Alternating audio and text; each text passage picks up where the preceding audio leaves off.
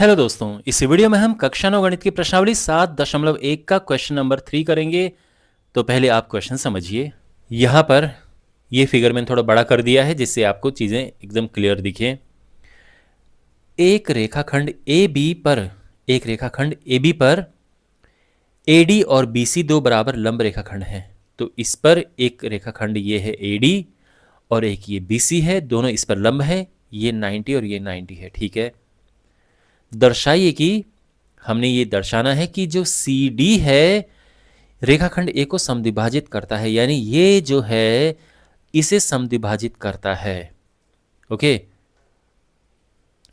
A B को समद्विभाजित करने का मतलब है कि हमने ये लेकर आना है कि ये हिस्सा इसके बराबर है, ये हमने सिद्ध करना है। ओके, हमने यहां पर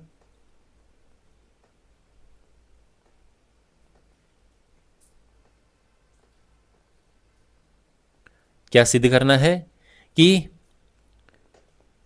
जो सी डी है इसको समद्विभाजित करता है, इसको दो बराबर भागों में बांटता है।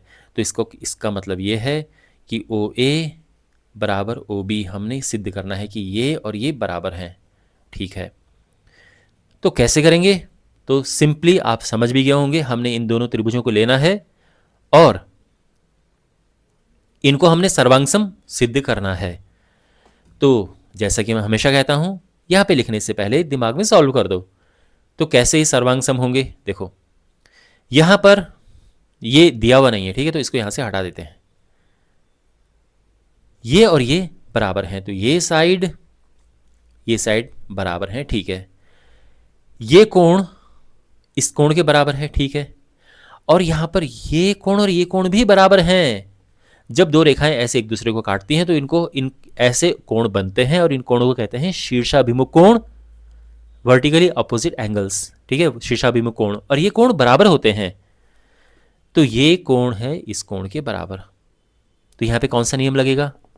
यहां पर अगर आपको लगता है कि एंगल साइड एंगल लगेगा तो रॉन्ग है, क्योंकि एंगल साइड एंगल तभी लगता है जब साइड जो है वो दो एंगल के बीच में हो, इस तरह से हो। यहां पे लगेगा एंगल साइड वाला नियम। ठीक है, तो और इस नियम से दोनों सर्वांगसम हो जाएंगे, और एक बार सर्वांगसम लिख देंगे तो फिर ये और ये बराबर हो जाएंगे सीपीसीटी से। ठीक है, ओके, तो हम लिखेंगे कि त्रिभुज इसमें और इसमें, इस त्रिभुज को हम लिखते हैं त्रिभुज ओ ए डी और त्रिभुज ओ बी सी में।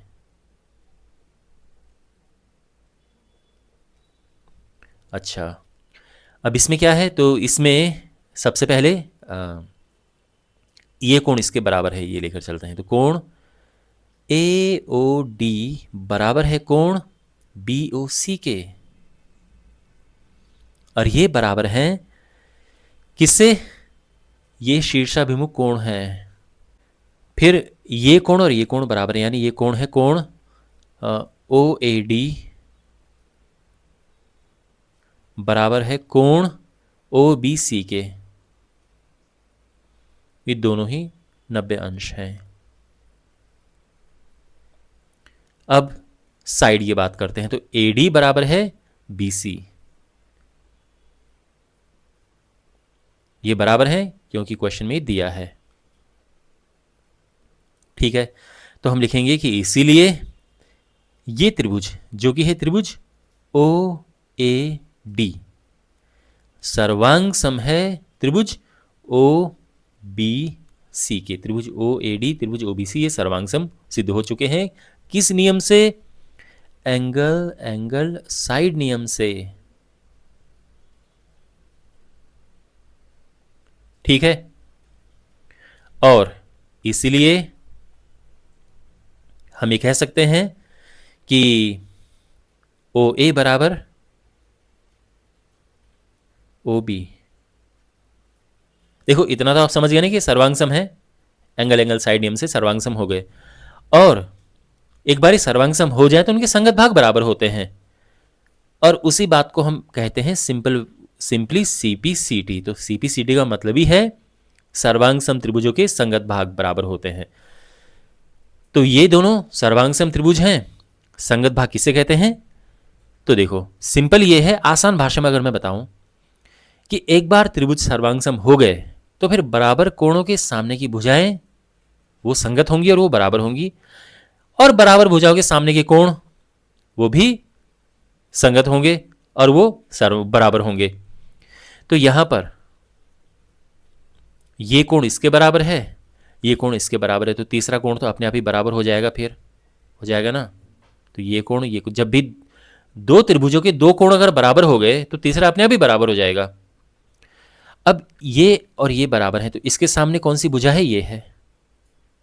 इसके सामने कौन सी भुजा है? ये है। तो इनको हम संगत भुजाएं कहेंगे, है ना। तो संगत भाग जब हम बात करते हैं तो इसका मतलब भुजा और कोण हो गया।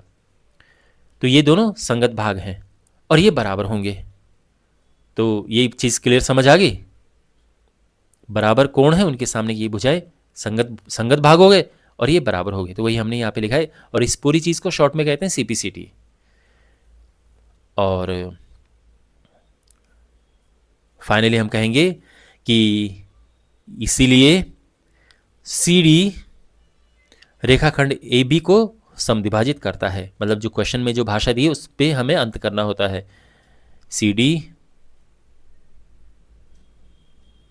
रेखाखंड AB को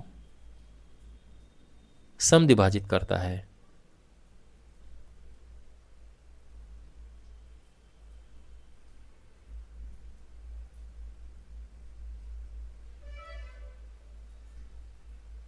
ये प्रूव हो चुका है।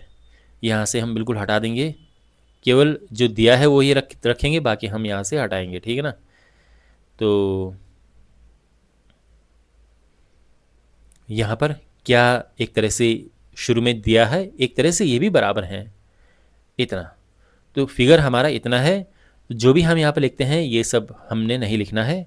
जो भी हम बाद में सिद्ध करना होता है कि ये बराबर हमने सिद्ध कर दिए हैं, उनको भी यहाँ पर बराबर, मतलब हम यहाँ पर ये और ये बराबर ऐसा नहीं चिन्ह बना सकते हैं। यहाँ पर वही चिन्ह बनेंगे जो शुरू में दिए होते हैं या फिर जो हम अपने आप जो कंस्ट्रक्शन करते हैं, पर जो रिजल्ट होता है वो यहाँ पर नहीं बनाते हैं निशान।